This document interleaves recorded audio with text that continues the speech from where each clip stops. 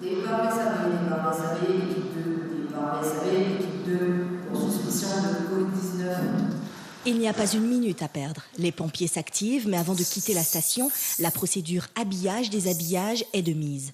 L'un des 3 secouristes doit obligatoirement enfiler une tenue anti-contamination rangée directement dans l'ambulance.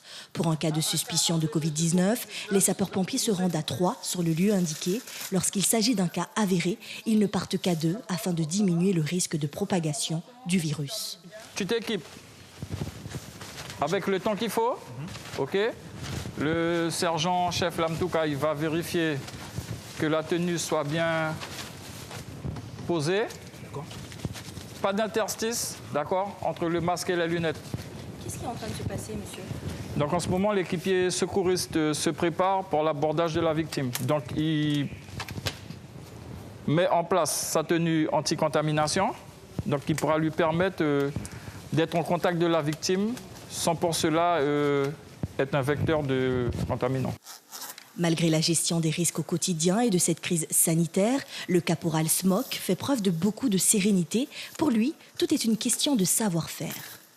Nous avons reçu une fiche de procédure Covid-19. Donc c'est la conduite à tenir en cas d'intervention de suspicion. Et si tous les règles sont respectées, il n'y aura pas de souci par la suite.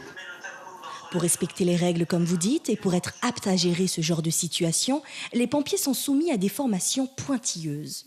Même avant la crise sanitaire, les sapeurs-pompiers ont toujours été formés pour tout ce qui est risque épidémiologie, bactériologique et autres. Donc, ils sont formés et encore, nous avons mis l'accent davantage pour ce risque spécifique. Depuis le début du confinement, les interventions concernant les accidents de la route ont diminué. Les opérations à domicile sont, quant à elles, bien plus nombreuses.